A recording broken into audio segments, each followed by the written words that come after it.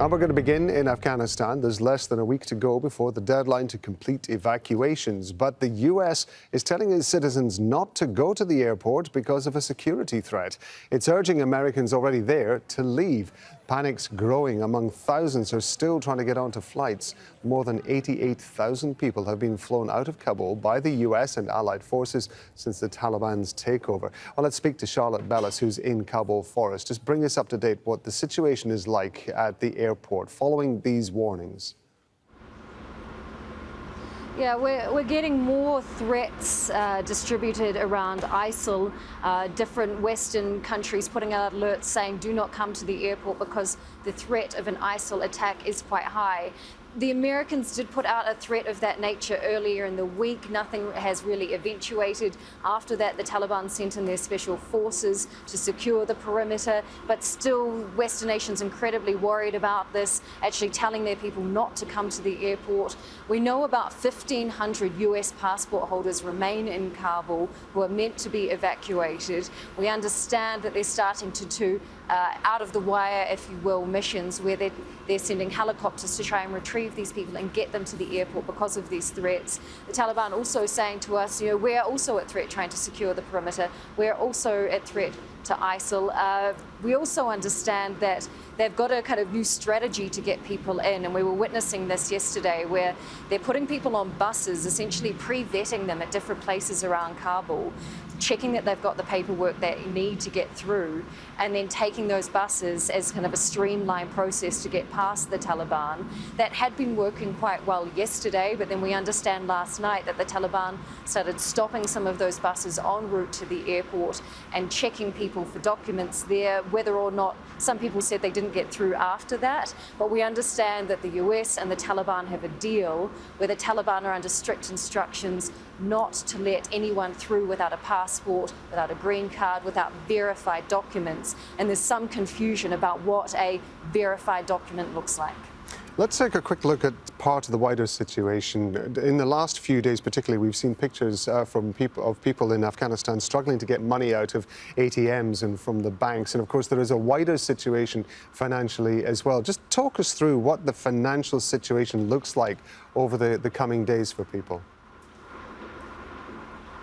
I mean, if you want to talk about a crisis point, at least in Kabul, the most visual crisis point to the west is the airport. But for Afghans, the biggest crisis point is money and the economy and what is going to happen. How is the Taliban going to run everything when many Western nations, the IMF, the World Bank, are starting to freeze funds on them? I mean, as a day-to-day measure, prices of food have started going up, especially in the south. The banks have been closed for 10 days. They only opened yesterday, but you could only get out $400. The World Bank said yesterday that they are halting funding for all projects because they're concerned about the Taliban takeover, especially when it comes to women's rights. The problem with that is that according to a number of analysts, they say that the World Bank actually covers about 30% of the government's budget. So that's teachers' salaries, that's nurses, that's, the Taliban says, World Bank funds run 2,300 small hospitals across Afghanistan. If you freeze those funds because you're concerned about women's rights, what does that actually mean for people on the ground who now are struggling to get access to these type of basic resources? Charlotte, thank you very much indeed. That's Charlotte Ballis in Kabul. Turkey's begun evacuating its military personnel from Kabul airport. The Taliban's reportedly asked for technical help from Ankara to run the airport, but it wants its troops out of the country before the August 31st deadline. Turkey has been part of NATO's mission in Afghanistan and has hundreds of troops stationed there.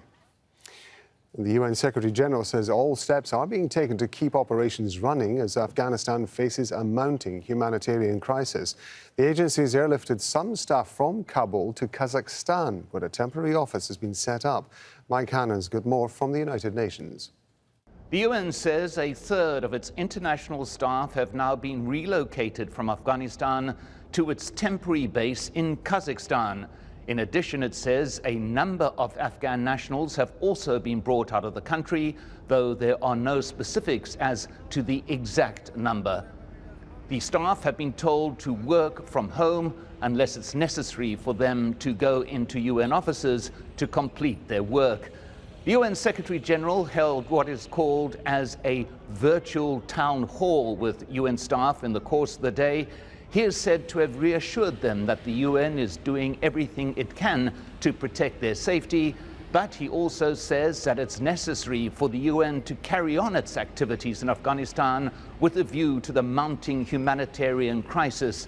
The UN spokesman confirms that there will be a substantial staff in country, but would not be drawn on the exact number that is needed for the UN to be able to continue its operations. All of that is still being worked out, right? We are ongoing with a number of programs. I think we've talked about WFP, UNICEF, UNHCR, WHO. Obviously, as the situation stabilizes, we will have a better idea of what we're able to do, what the humanitarian needs are, and what the staffing will be that we need to run those programs, and most importantly, the funding that we will need to run those programs. There have been a number of reports about discontent among UN staff about the lack of action in terms of protecting their safety. The UN spokesman refuses to comment on the specific allegations, but he did confirm that a number of letters have been received from various unions which are being considered by the Secretariat.